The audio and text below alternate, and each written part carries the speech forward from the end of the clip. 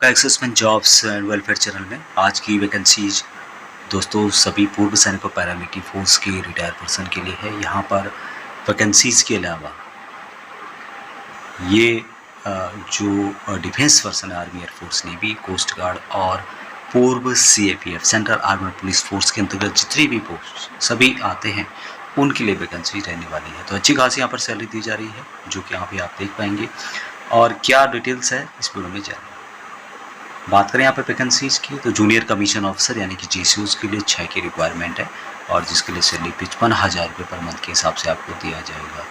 और इसके लिए सुविधार मेजर सुविधार नायक सुविधार retire army equivalent rank air force Indian navy coast guard और CAPF central armed police force सभी एलिजिबल रहेंगे। NCO की रिक्वायरमेंट है इंक्लूडिंग ट्रेड्समैन ड्राइवर और NCO रैंक 50,000 सैलरी।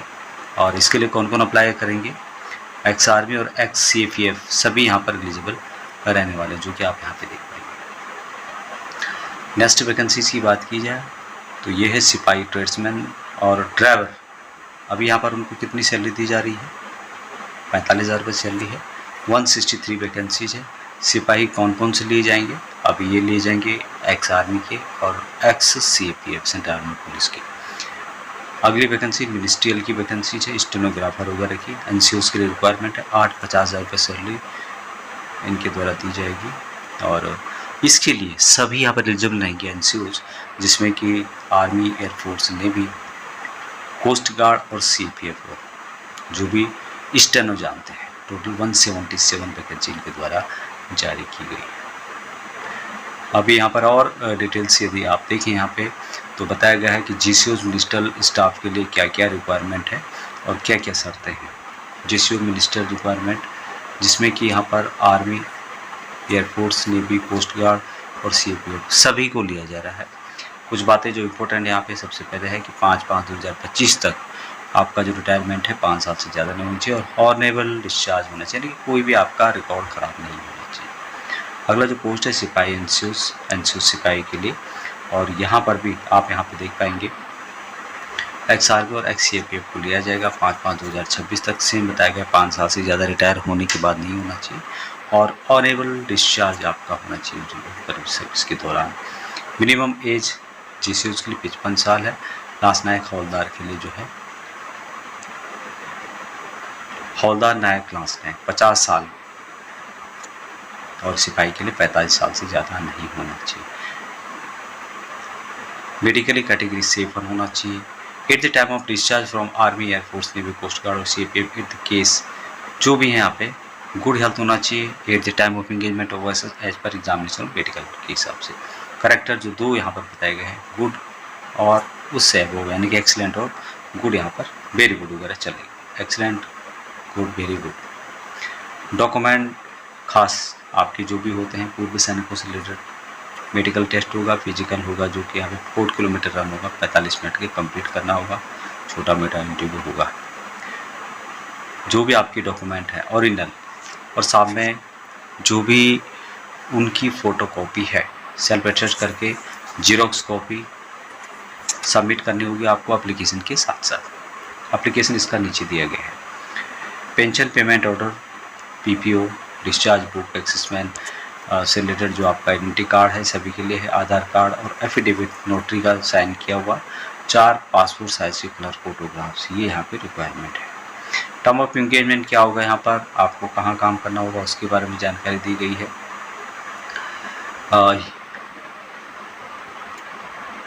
यदि आप यहाँ पर सही नहीं पाए जाते तो 30 दिन के अंदर आपको भेज दिया जाएगा। दूसरा है कि यूनिफॉर्म वगैरह जो होगा बैगेज या फिर जो DG IG और पुलिस उड़ीसा का है उसके हिसाब से आपको पहनना होगा, यानी कि उसके पालन करना होगा। कोई डिसिप्लिनरी वगैरह इस टाइप का काम आपका नहीं होना चाहिए। क्रिमिनल वगैरह केस में आपका नाम शामिल नहीं होना चाहिए।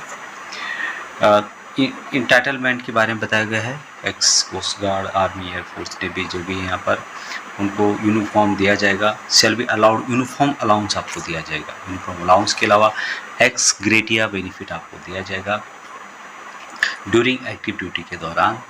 और जो गाइडलाइंस बताए गए हैं जो भी यहाँ पर हैं उनको छुट्टी भी दी जाएगी, स्पेशली 15 दिन की। अब इसके लिए आपको क्या करना है, आपको ये नंबर दिए गए हैं। श्री तपन कुमार महाराणा असिस्टेंट कमांडेंट है एसओजी। दूसरा है एक्स सूबेदार संतोष कुमार बेहरा, उनका भी नंबर दिया गया है। ये आप कांटेक्ट भी कर सकते हैं और आगे मैं आगे बताऊंगा आपको कहाँ आपको जाना है, क्या इंटरव्यू। देखिए आप यहाँ पे देखा हुआ है भुवनेश्वर रेलवे स्टेशन से लेके एसओजी हेडक्वार्टर चंदा का। अभी चंदा का कहाँ पे पड़ता है, ये उड़ीसा में पड़ता है। और जिसका यदि आप यहाँ पर डिटेल्स देखेंगे तो बताया गया है यहाँ पर, ये देख रहे होंगे आप लोग यहाँ पे कि Orissa police special strike force special operation group training and resource centre चंदा का भुवनेश्वर पिन यहाँ पे दिया गया है। ये यहाँ का एड्रेस है, यहाँ पर आपको जाना है। और 5 मई 2026 को यहाँ पर इंटरव्यू होगा। आपको एप्लीकेशन के साथ साथ संबंधित जो भी डॉक्यूमेंट है वो लेने जाने होंगे एसओजी हेडक्वार्टर्स चंदा का भुवनेश्वर के अंतर्गत। अभी यहाँ पर और भी इसके बारे में जो मैंने पहले बताया उसी टाइप का बताया गया है कि आपको 5/5/2021 का जो यहाँ पर इनका लेटर है उसके हिसाब से आपको इंगेजमेंट के बारे में बताया गया है। 5/5/2026 को 6 बजे सुबह आपको यहाँ पर पहुँचना है। यहाँ पर आपका फिजिकल वगैरह होगा।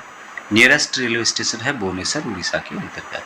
और डिटेल्स यहाँ पे दिया गया कैसे आपको पहुँचना है। भुवनेश्वर रेलवे स्टेशन से यदि आप जाते हैं तो SOG headquarter Chandaka 17 kilometre दूर है। उसके अलावा बरामुंडा बस स्टेशन से एसओजी हेडक्वार्टर चंदा का 15 किलोमीटर दूर है। बिजू पटनायक इंटरनेशनल एयरपोर्ट से SOG headquarter Chandaka 17 kilometre दूर है। और bus services are available for above places. यहाँ पर बस सर्विसेज अवेलेबल है to SOG Chandaka capital region urban transport. ये यहाँ पर बस आपको मिलेगी। तो जो भी पूर्व सैनिक पैरामिलिट्री फोर्सेस के हो चाहे डिफेंस के हो जा सकते हैं। एफिडेविट फॉर ज्वाइनिंग इन ओएसएसएफ, इस तरह का एफिडेविट आपको मिलेगा। यहाँ पर आपको अपना डिटेल्स भरना होगा। सिग्नेचर ऑफ डिपोन्ड योर नेम आपको यहाँ पर साइन करना है।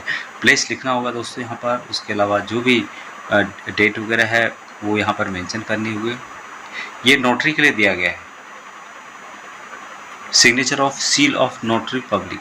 अभी यहाँ पर क्या मेंशन किया गया है आप इसको एक बार ज़रूर पढ़ लें कि my medical category as per service recruitment document safe one है वगैरह वगैरह लिखा गया है। अभी ये एग्रीमेंट है इसका। The agreement dash days of benefit month year जो भी है आपका, ये आपको यहाँ पर भर करके आपको वहाँ पे आना है। और बेहतर रहेगा कि आप पहले इसको अरेंज कर दें। भरने के बाद यहाँ पर जा सकते हैं। ये यहाँ पर दिया गया है। अभी और भी आपको कुछ पूछना है इसके बारे में तो जैसे मैंने पहले बताया था ये नंबर यहाँ पे दिए गए हैं, आप इनसे पूछ सकते हैं। उम्मीद है कि आपको ये नंबर दिखाई दे रहे होंगे। ये यहाँ पे नंबर देख रहे होंगे आपको, ये नंबर है और ये नंबर है। तो दोनों से आप इसके बारे में जानकारी प्राप्त कर सकते हैं। जय हिंद।